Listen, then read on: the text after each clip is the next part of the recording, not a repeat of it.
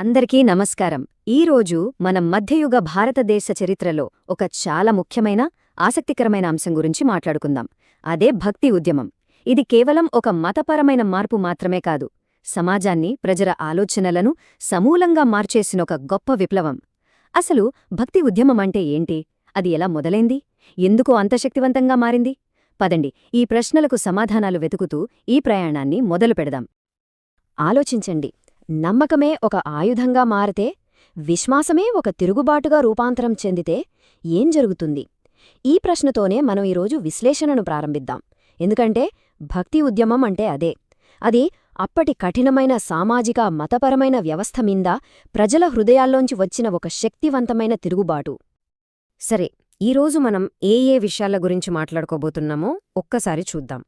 ముందుగా ఆనాటి పరిస్థితులు ఎలా ఉండేవి, తర్వాత ఈ ఉద్యమం దక్షిణాన ఎలా మొదలైంది, ఉత్తరానికి ఎలా వ్యాపించింది, సూఫీ తత్వంతో ఎలా కలిసింది, దీనికి నాయకత్వం వహించిన గొప్ప వ్యక్తులెవరు, చివరగా ఇది మనకు ఎలాంటి వారసత్వాన్ని అందించిందో చర్చిద్దాం.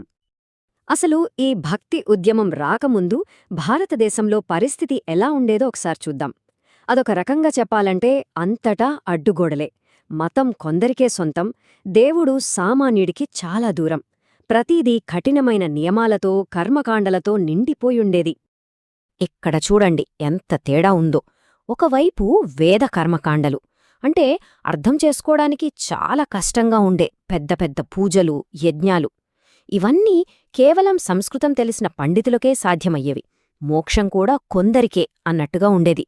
కాని భక్తి మార్గం దానికి పూర్తి భిన్నమైన దారి చూపించింది.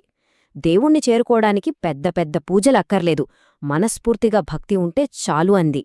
అందర్నీ కలుపుకుపోయింది, ప్రజల భాషలోనే దేవుణ్ణి కీర్తించింది, మోక్షం అందరి హక్కు అని చెప్పింది. మరి ఇంత గొప్ప మార్పుకి బీజం ఎక్కడ పడింది? ఈ విప్లవ జ్వాల ఎక్కడ మొదలైందో ఇప్పుడు చూద్దాం. ఈ కథ మొదలైంది మన దక్షిణ భారతదేశంలో, ముఖ్యంగా తమిళనాడు ప్రాంతంలో. ఈ ఉద్యమానికి పునాదిరాళ్లు వేసింది నాయనార్లు, ఆళ్వార్లు. నాయనార్లు శివభక్తులు, ఆళ్వార్లు విష్ణుభక్తులు. వీళ్లు చేసిన అతిపెద్ద విప్లవాత్మకమైన పని ఏంటో తెలుసా? పండితుల భాష అయిన సంస్కృతాన్ని పక్కనపెట్టి సామాన్య ప్రజలు మాట్లాడే తమిళ భాషలో దేవుడుపై కీర్తనలు రాశారు. దీనివల్ల దేవుడు, భక్తి అనేవి నేరుగా ప్రజల గుండెల్లోకి చేరాయి. ఈ టైంలైన్ చూస్తే మనకొక విషయం స్పష్టంగా అర్థమవుతుంది. భక్తి ఉద్యమం అనేది రాత్రికి రాత్రే పుట్టుకొచ్చింది కాదు. 7వ శతాబ్దంలో దక్షిణాన ఒక చిన్న నిప్పురవ్వగా మొదలై శతాబ్దాలు గడిచే కొద్దీ నెమ్మదిగా దేశమంతటా ఒక పెద్ద మంటలా వ్యాపించింది. సరే, దక్షిణాదిలో మొదలైన ఈ ఉద్యమ ప్రవాహం ఉత్తర భారతదేశానికి ఎలా చేరింది? దాన్ని అక్కడ ముందుకు నడిపించిన కీలక వ్యక్తులెవరు?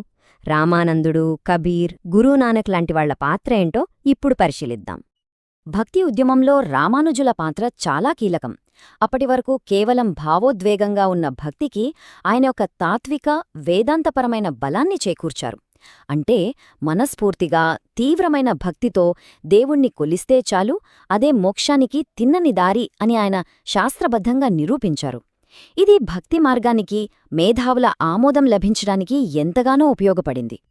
మధ్యయుగ భారతదేశ చరిత్రలో ఒక అద్భుతమైన ఘట్టమేదైనా ఉందంటే అది భక్తి ఉద్యమం, ఇస్లామిక్ సూఫీతత్వం కలవడమే.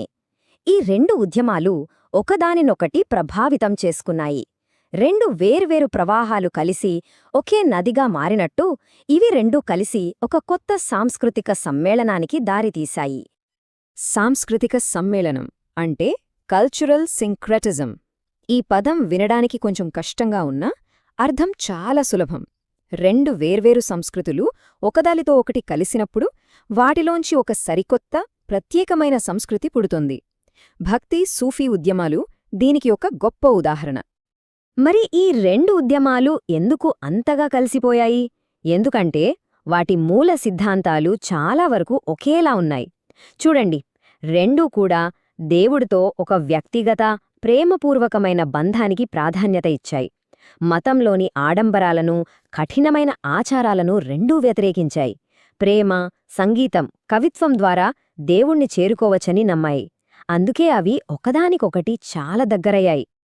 సరే, ఇప్పుడు ఈ ఉద్యమానికి ప్రాణం పోసి ప్రజల గుండెల్లో చిరస్థాయిగా నిలిచిపోయిన కొందరు గొప్ప సంస్కర్తల గురించి తెలుసుకుందాం. కబీర్ ఈయన కేవలం కవి కాదు, ఒక సామాజిక విప్లవకారుడు. రాయిని పూజిస్తే దేవుడు దొరికితే నేను పర్వతాన్నే పూజిస్తాను అంటూ ఆనాటి మూఢనమ్మకాలను సూటిగా ప్రశ్నించారు.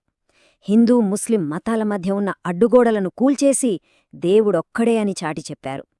ఇక గురునానక్ గారి బోధనల సారాంశం ఒక్కటే: ఏక్ ఓంకార్, అంటే భగవంతుడు ఒక్కడే, మానవులందరూ సమానమే అని ఆయన బలంగా నమ్మారు, బోధించారు. భక్తి ఉద్యమం, సూఫీ తత్వాల నుండి స్ఫూర్తి పొంది సిక్కు మతాన్ని స్థాపించారు. గురుద్వారా, లంగర్ లాంటి గొప్ప వ్యవస్థలను ఏర్పాటుచేసి తన సందేశాన్ని ఆచరణలో చూపించారు. మీరాబాయి కథ సామాజిక కట్టుబాట్లను ధిక్కరించిన ఒక మహిళ ధైర్యానికి ప్రతీక. ఒక యువరాణి అయ్యుండి రాజభోగాలన్నీ వదిలేసి కేవలం శ్రీకృష్ణుడిపై భక్తితో జీవించారు. నాకు ఆ గిరిధర్ గోపాలుడు తప్ప ఇంకెవరూ లేరు అంటూ ఆమె పాడిన భజనలో ఆమెకున్న అనన్యమైన భక్తికి నిదర్శనం. ఈ చిత్రం కుల వ్యవస్థపై భక్తి ఉద్యమం చేసిన ప్రత్యక్ష దాడికి ఒక శక్తివంతమైన ఉదాహరణ. గురువైన రామానందుడు ఒక బ్రాహ్మణుడు, కాని ఆయన శిష్యుడైన రవిదాసు అణగారిన వర్గానికి చెందినవారు. వారిద్దరి సంబంధం అప్పటి సమాజానికి ఒకటే సందేశాన్ని గట్టిగా ఇచ్చింది: కులం అడగకు, హరిని భజించేవాడు హరివాడే అవుతాడు అని. ఇక మనం ముగింపు దశకు వచ్చాం. ఇంతటి గొప్ప ఉద్యమం భారతీయ సమాజం, సాహిత్యం, సంస్కృతిపై ఎలాంటి శాశ్వతమైన ముద్ర వేసిందో, దాని వారసత్వం ఏమిటో ఇప్పుడు సంగ్రహంగా చూద్దాం. చూడండి, మనం మొదట్లో మాట్లాడుకున్న సమస్యలకు భక్తి ఉద్యమం ఎలా సమాధానంగా నిలిచిందో ఈ పాయింట్లు స్పష్టంగా చూపిస్తున్నాయి. ఇది ప్రాంతీయ భాషలకు జీవం పోసింది, కుల వ్యవస్థను ప్రశ్నించింది, దేవుణ్ణి, మోక్షాన్ని అందరి సొంతం చేసింది. అన్నింటికీ మించి హిందూ ముస్లిం ఐక్యతకు పునాది వేసింది. ఇది కేవలం ఒక మత ఉద్యమంగా మిగిలిపోలేదు, భారతదేశ చరిత్రలో ఒక శాశ్వతమైన మార్పుకు నాంది పలికింది.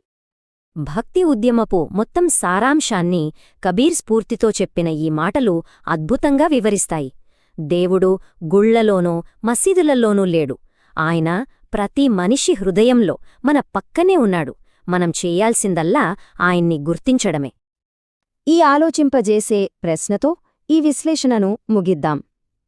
ఇన్ని విద్వేషాలు, విభజనలు ఉన్న నేటి ప్రపంచంలో ప్రేమ ద్వారా ఐక్యతను సాధించాలని ప్రయత్నించిన ఈ గొప్ప ఉద్యమం నుంచి మనం ఏం నేర్చుకోవచ్చు?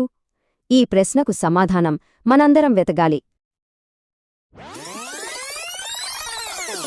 Subscribe for more content.